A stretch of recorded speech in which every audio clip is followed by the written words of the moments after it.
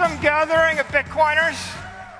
I am delighted to be here in Nashville, a city known for music, a city known for freedom, and I'm honored to follow Senator Hagerty and address you today.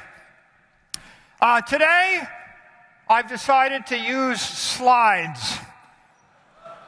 And for those of you who've seen my presentation, some are with slides, some are without slides. I got a lot of good comments on the ones with slides, and so I figured the best way to make this presentation better was more slides. So number go up, and with no more delay, I want to talk about the Bitcoin revolution. And I also want to talk about rebuilding our global economy with digital capital. The world, as we know it, is based on 20th century ideas and 20th century technology. Stocks trade 9:30 to 4 unless there's a bank holiday. You can't do things on the weekend. Everything is slow. Everything is expensive. If we want to prosper in the 21st century, we need new ideas, and they need to be based on new technology. This chart you've seen before, I popped it up. It's $900 trillion of global wealth. It's that $900 trillion, it's spread across physical assets and financial assets that are 20th century ideas, 20th century technology. And in the upper left corner is a little orange blip, the little orange asset that could, what we call Bitcoin. It's $1 trillion. It seems like a lot if you started with zero, but when you look at it against the greater scheme of things in the world, it's 0.1%. Here's another way to see that same chart. It's not 900 trillion of assets. It's a bunch of assets held for their utility value and a bunch of assets held as a store of value, long-term capital. When I buy a house, I want to live in it. But when I buy a bunch of bonds, I just put my money there because I didn't know what else to do with the money. And when you start to see the world as a big chunk of long-term capital, $450 trillion or more of capital, and you start to think about the way we store that capital, you see the engine for the revolution. The global economy struggles because we're relying upon imperfect assets and imperfect systems to store that capital. It's crippling our capital preservation. So how do we engineer a better system? Well, this is Tesla, and Tesla had a quote. He said, "You want to understand the universe? Think in terms of energy, frequency, and vibration." I'm going to translate that. I'm going to talk about the physics of money now. What are the physics of money? Energy is money, or capital, or wealth. You could use them interchangeably for this speech. Frequency is about the duration or the lifespan. How long will it take? A minute, an hour, a year, a century? And we vibrate money every time we trade with each other, or we transfer from one locale to another, or we transform a property into another type of asset. And so here is an important equation. This is useful life is equal to the value of an asset divided by the cost to maintain that asset. If you're looking for the useful life of your money in an asset, then the way to figure it out is ask, how much does it cost every year to maintain that asset in pristine condition? What do I have to spend in order to avoid depreciation or decay? It turns out that useful life, is very close to something we know in the Bitcoin community as stock to flow. They're very related if you're measuring them in years. Many individuals and most corporations, they use financial assets to preserve capital. And this is the source of a challenge for us. Let's talk about financial assets. I want to keep my money for a long period of time. Start with $1 billion, put it in the peso, and the money is decaying in 2 years, right? A 98% inflation rate strips you of your economic energy or your capital. This is not a good long-duration asset. The Turkish lira, your capital lasts 3 years. The US dollar, under traditional monetary inflation for the past century, might last 14 years, but it's not like you have it for 14 years. The life is being sucked out of you linearly over the 14 years. Put your money in a hedge fund. What's the annual cost? It's 2% management fee and then 20% of the upside. About 4% a year if you're investing in normal assets.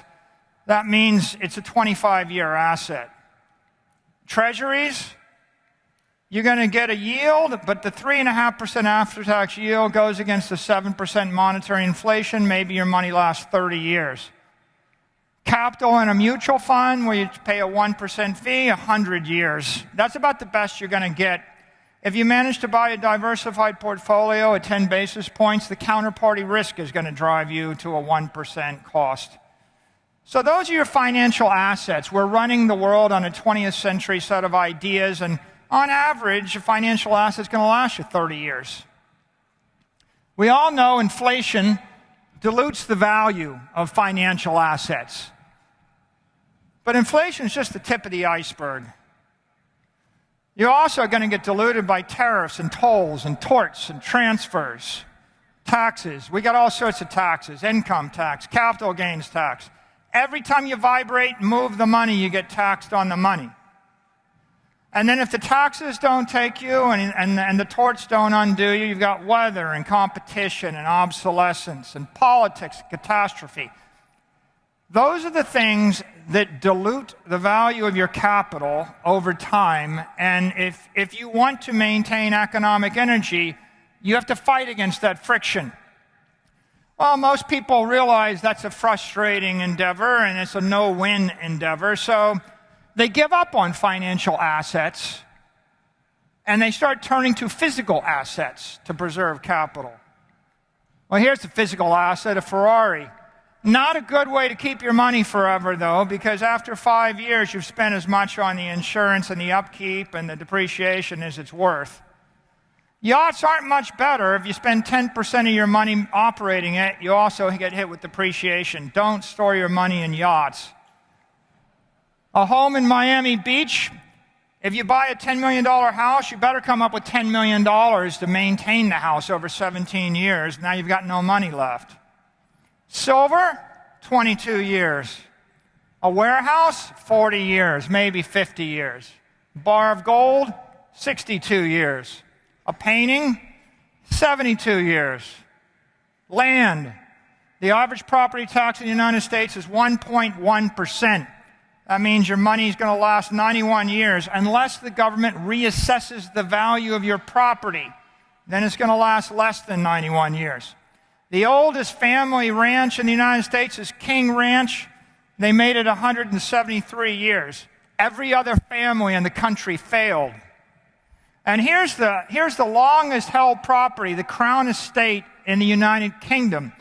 You could say the royal family held it since 1066, but on the other hand, it passed from the Plantagenets to the Stuarts, through the Lancasters and the Yorks, and eventually found its way to the Hanover family. And so maybe 7 different families split that. None of them got to take it with them. So physical assets you might think might last 1,000 years. Probably about 50 to 75 years is the best you're going to do. Entropy is diluting the value of your physical assets. It's sucking the capital, the energy out of them. There's a reason it's called earth and not heaven. Because politicians are very creative. They got a city tax, a county tax, a state tax, a federal tax, a transfer tax, a usage tax on the property. And if that doesn't get you, there's rent control, price control, or a culture shock. Then you got competition. You might get discriminated against. There's recession. The currency can collapse. Your tenants won't pay you. Someone will slip and fall on the front sidewalk and sue you. There's weather, war, crime, and catastrophe. And if energy prices go through the roof, it's going to be hard for you to make a go of it. Physical capital is not a simple solution. Something I learned at MIT, the 3 laws of thermodynamics. You can't win. You can't break even. But you can't get out of the game. So you could stop right here and be a little bit depressed, but then again, we don't want to lose. So you start thinking, what if we could find a way out of the game? Then we could break even. Then you could win. Satoshi found a way.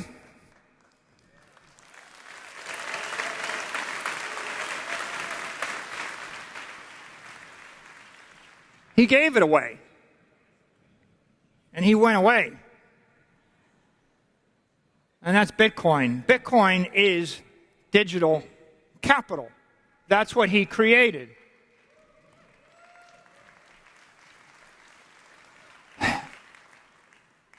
Bitcoin's immortal, immutable, and immaterial capital. And I use that in this sense. It's got an infinite lifespan. It's not being attacked by the forces of weather and entropy and inflation. It's immaterial in the sense that it's not in the physical world. It's not suffering from all of those parade of horribles that are the scourge of financial and physical assets. And it is the solution to our economic dilemma. The transformation of our capital from financial and physical assets to digital assets, it solves the problem that we're all facing. Now, how long-lived is Bitcoin? Well, take your Bitcoin and put it at scale with a custodian, an institutional-grade custodian. You pay 10 basis points. By the first law of money, that means you're going to last 1,000 years. The custodian might not last 1,000 years, but that doesn't matter because you can move the Bitcoin every year or every decade, and you can stay one step ahead of the custodians failing. You can't teleport a building. You can't teleport the King Ranch. And so Bitcoin is that thing that you can move. Say you custody your Bitcoin. You can self-custody your Bitcoin for about 1 basis point a year, assuming you buy good hardware wallets and signing devices and spend a day a year to keep track of it. Now you've got a 10,000-year asset.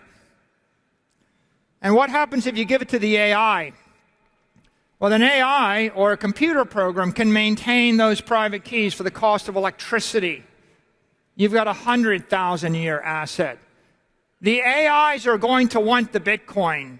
If they have a choice between owning the Bitcoin and owning the ranch in Texas or owning the bar of gold or owning the Argentine peso, it's pretty obvious what they're going to want, and you can see here why they're going to want it. Digital assets are in a class all their own.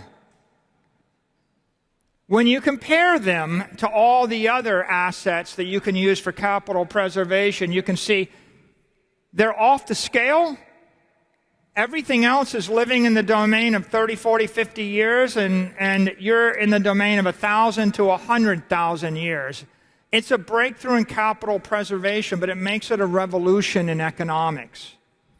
If you would be rich, trade wisely. And here's a very simple principle. Trade temporary for permanent. Trade your ice cream cone that's melting for the peso for the dollar for the land, and the land for the Bitcoin. Trade the currency for capital. Trade something fragile for something resilient. Trade something local for something global. Trade something physical for something digital. Trade the security for the commodity. Trade the commodity for the scarcity. You can't go wrong moving in that direction.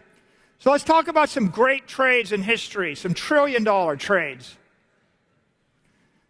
The Dutch understood naval power. They understood ships. They had thousands of them. They bought the best port in the New World for a couple of $100 in plastic and textile trinkets. And that's worth $2.5 trillion today. Okay? It was an investment that's returned 6% for 398 years straight. It's a 10.5 billion X return. And if you think about it, you're like, why would I actually give up the best port in America for a bunch of textiles and plastic and glass? But the people that sold the thing to them didn't understand naval power. If you don't appreciate the reason you're going to want the property, you won't value the property. Napoleon wanted to gallivant across the old world, and Jefferson wanted to expand in the new world. So France sells Louisiana to the U.S. for $15 million in 1803. The $15 million probably lasted a few months fueling the French army. It's gone.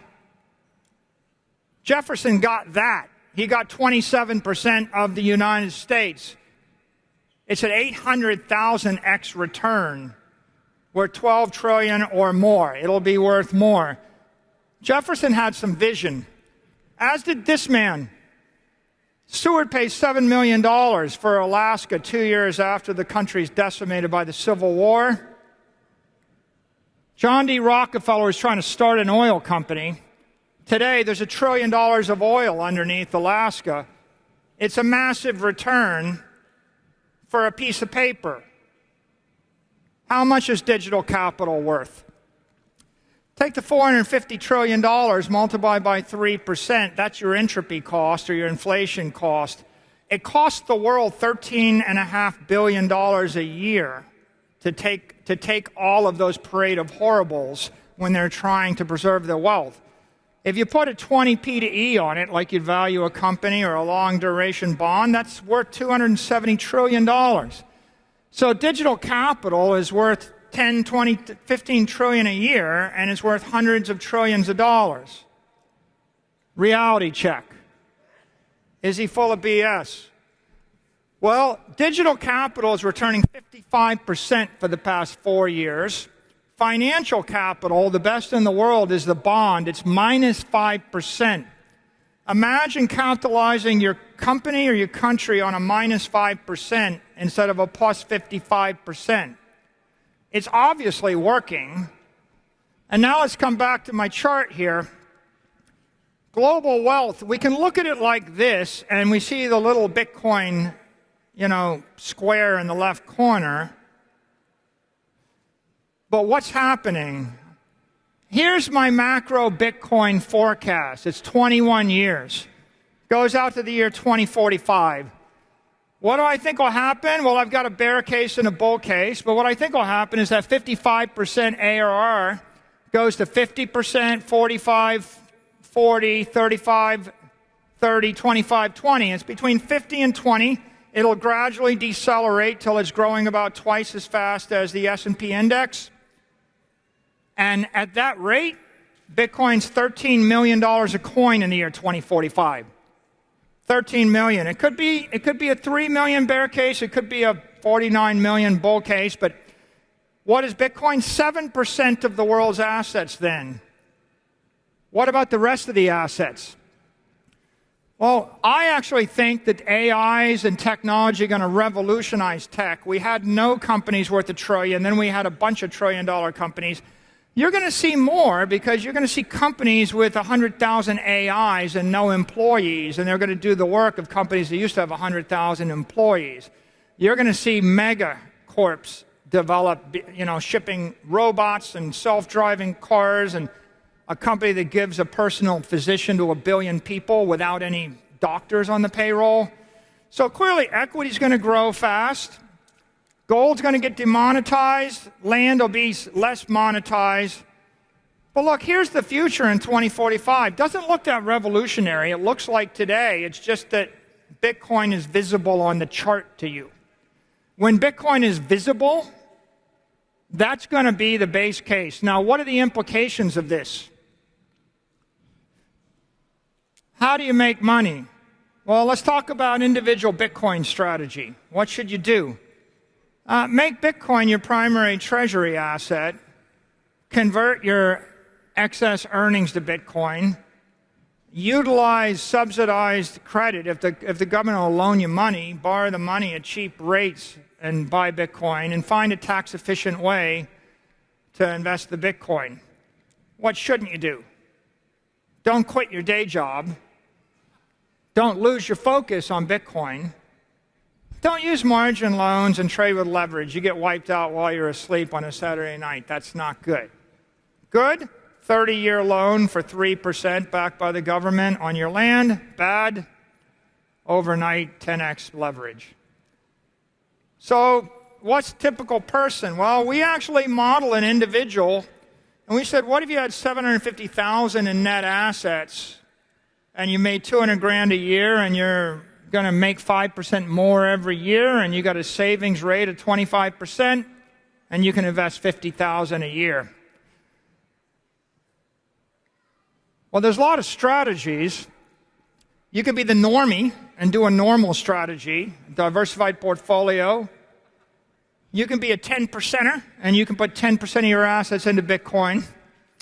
You can be a BTC maxi and put 80% of your assets and put 80% of your earnings into Bitcoin. You could be a double maxi, and that's when you basically take an extra $250,000 loan against the house.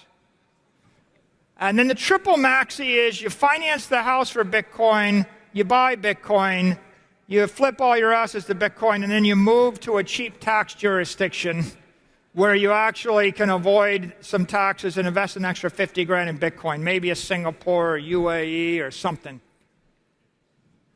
What's the result? Well, this is the result. The normie ends up with $8 million in 21 years. The 10%er will more than double that. The maxi ends up with $100 million. The double maxi, $150. The triple maxi, $214 million. You can see the power of leverage, and the choice is yours. And you can also see, it takes 15.9 Bitcoin to be a triple maxi.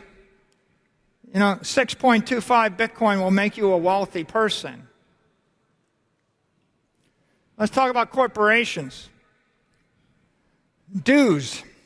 Convert your capital to BTC. Convert your cash flows to BTC. Issue equity to buy BTC when it's accretive. Issue debt to buy BTC when it's accretive. Don'ts. Don't bleed your capital with taxable dividends.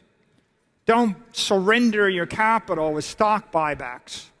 Don't dilute your shareholders with risky, overpriced M&A activity. Here's our typical corporation. $100 million of cash flow, $1 billion of enterprise value. It's growing. It's generating a lot of cash flow. Its share price is $100. And now the issue is, what's your strategy? Normie, maxi, double maxi, triple maxi. Well, the normie's going to be okay. You'll have a $1,200 stock price, but just 10% allocation doubles it. The maxi is going to nearly 8x it. The double maxi is $17,000 stock. The triple maxi is $28,000. What kind of company do you want to run? Reality check. This is a triple maxi strategy at work right now. This is MicroStrategy.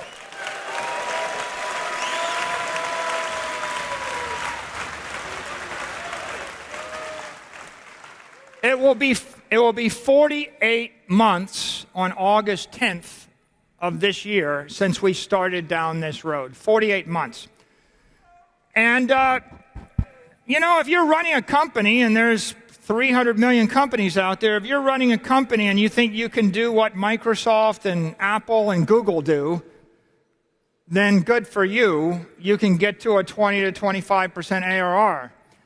If you want to copy NVIDIA, you will beat everybody. But I think that right now in the boardrooms of Microsoft and Apple and Google and Tesla, they're stressed out about copying NVIDIA. And the irony is, it's easy to copy MicroStrategy. I just gave you the playbook. It's simple.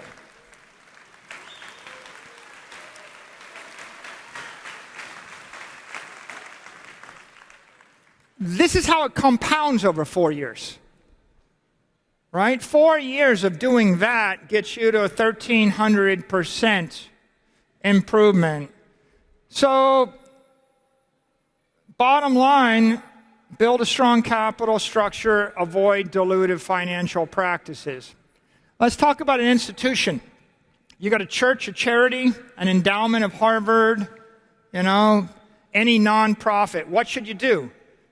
Modify your charter to invest in BTC. Reallocate from short-term duration assets to long-duration assets. You wouldn't invest in ice cream cones. Don't invest in the peso, but why are you holding 20-year financial instruments? Don't own 50-year physical land instruments. Buy a 1,000-year instrument. Use BTC. BTC is the cost of capital, not the S&P. The S&P is 13%. BTC is 55%. Right? Think of 55%. That's your cost of capital. And then use intelligent leverage. Okay, here's our model, $1 billion portfolio. You want to be a normie, a maxi, a triple maxi. Here, at the maxi, we just said put 100% in at the double maxi, and triple maxi is take 10% leverage. And that's what happens. You start with $1 billion, and in 21 years, you'll have $5 billion of your normie, and you'll be patting yourself on the back, talking about what a good job you've done managing the endowment. But it could have been 300 billion. It could have been 100x. Not that hard, very straightforward. Now let's talk about wealth of nations. This is the interesting one. What's the national Bitcoin strategy? Do's and don'ts. Well, reallocate your treasury from gold and bonds, they're short duration assets, to a 10,000-year asset. Issue currency to buy Bitcoin, issue debt to buy the Bitcoin, encourage Bitcoin ownership with favorable laws, protect self-custody for individuals and corporations, and support integration with the banking system of your country. Those are all do's. The don't pursue policies hostile to Bitcoin and Bitcoin holders.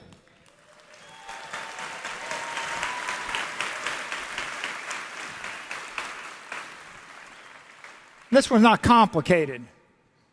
Now, let's say you're an indebted country. You're actually in debt. You're running a deficit. I could name these countries, but I won't. I'm just going to say you owe a lot of money and you're struggling. Your interest rates are high and you don't know what to do. Well, here's your strategies. Are you a normie or a 10%er or a maxi, double maxi, or triple maxi? The maxi is you put a third of your treasury into this. A double maxi is 65%, and a triple maxi is put all your treasury into it and start issuing debt. For those of you who can actually read, right, the subtext of this is the first country to buy Bitcoin by issuing its own currency wins. This is simple. You print paper. Remember that Seward check? You issue the check. You'd be like, well, you could whine. Oh, we couldn't afford it. It was 2 years after the Civil War. The country was bankrupt. Millions of people are dead. The South is in disrepair. The North is angry. And this guy, Seward, comes up with an idea to buy frozen tundra, a lot of it, from a bunch of Russians that wanted the paper. Okay? So people have done things under worse situations. But you can see here the normie strategy is you owe $3 trillion. You're not getting anywhere. The maxi strategy pays off your debt. The double maxi strategy makes you rich. The triple maxi strategy makes you very rich. Why? Because you're buying the property that everybody is running to in 100 years, and you just go buy it now. Like, Standard Oil was nothing. There was no gasoline. There were no automobiles. We had no diesel locomotives in 1867.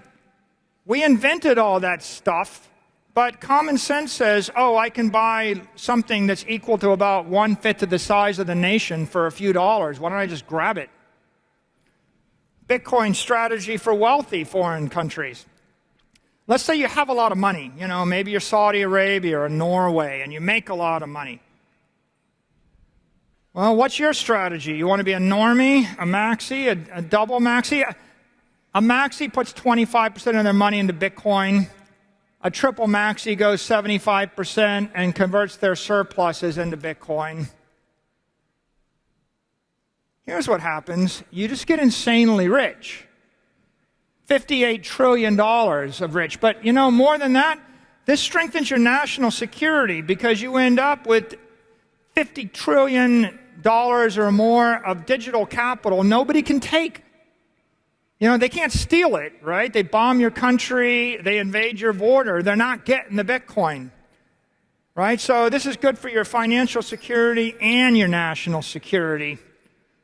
But note, if you are Saudi Arabia or Norway, and if you pursue the triple maxi strategy, Saylor says it's very easy to do, but it's 4.2 million Bitcoin you end up with at the end of that line. That means there's not a lot of room for triple maxis, not at the nation state level, right? There's going to be one, there might be two. At some point, right, this is an opportunity for an aggressive mover. You can have a lot of triple maxi families and a lot of triple maxi corporations, not a lot of room for triple maxi nations. And let's look at the U.S. U.S. is a special case. Well, the rules are still the same, right? Buy Bitcoin, sell the paper, get rid of your gold, go long range. And the don'ts are still the same. Don't harass the Bitcoiners. Don't send the industry overseas. Don't send the capital overseas. But what's our base case here? Well, we think that AI and new technology is going to drive growth. I'm going to assume that the United States is going to be run by competent executives, and they're going to harness technology, and we're going to actually take advantage of AI, and we're going to create robot cars and robots and, billion-person websites that give you free accounting and legal and medical advice. And all that's going to grow our revenues faster than it grows our expenses, and we'll eventually get to the point where interest rates come down. But the question is, what's the United States Bitcoin strategy? And we could be normies. You could be a 10%er. That's kind of like buying 500,000 Bitcoin. You could buy 1 million Bitcoin. A double maxi is 2 million Bitcoin. A triple maxi is buy 4 million Bitcoin. And then start sweeping the surplus of the nation when it comes into Bitcoin. And the consequences? Well, if you're a normie, if you're a normie and you have great productivity growth and brilliant technology and the robots do all the work for us, you're still going to be in debt. It just won't get much worse. That'll save us. We need that. If you're a maxi, you'll pay off half the debt. If you're a double maxi, you got a surplus. And if you're a triple maxi, instead of owing 30 trillion, the nation has 30 trillion. Right? Bitcoin is not the solution to all our problems. It is the solution to half our problems. And the important point is, the other half are very complicated. They'll take a lot of people and energy. This half is simple. This is a very simple thing to solve half our problems. So, Bitcoin is cyber Manhattan. Hundreds of trillions of dollars of capital are going to go there. We're going to demonetize Russian tundra and Chinese real estate and everything in Africa and all of the crappy buildings. Everything anybody bought that they didn't need, it's getting demonetized. You buy a Bitcoin, you owe a building. Otherwise, a boulevard. Otherwise, the entire neighborhood. It's only 276 to the third. That's what you're looking at right now. And I'm going to leave you with one quote. Satoshi Nakamoto kicked off the Bitcoin network January 3rd, 2009. On January 17th of 2009, 14 days later, 16 months before Pizza Day, when Bitcoin was worth nothing, and it was not going to be worth anything for a year, Satoshi Nakamoto said it might make sense just to get some in case it catches on. If enough people think the same way, it becomes a self-fulfilling prophecy. And never have wiser words been spoken. You're staring at $1 trillion of proof, but there's still 1,000x to come, and you have a lot more information at your fingertips. The writing is on the wall. Bitcoin is the future of capital. It's the future of money. It might make sense to get some, because it has caught on. Thank you.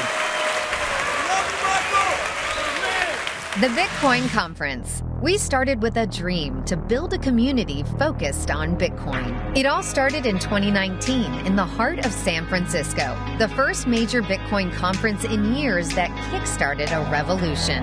And then Miami, a place where enthusiasts, developers, dreamers, and innovators could come together to make Bitcoin better. It has been an amazing 5 years and 8 conferences, thanks to all of you. Bitcoin Conference has become the largest premier global Bitcoin gathering in the world, leading hyper-Bitcoinization. While Miami was incredible, it was time to set the stage for Bitcoin in a new city. So we took the conference on the road. Nashville, Tennessee was the obvious choice, a city known for music and freedom. Next year, the conference is hitting the road again in search of the next global stage. We are headed to a new city next year. With hyper-Bitcoinization right around the corner, we have no plans to take the foot off the gas. Find out where we are headed next. Scan the QR code and be at the main stage for the big announcement.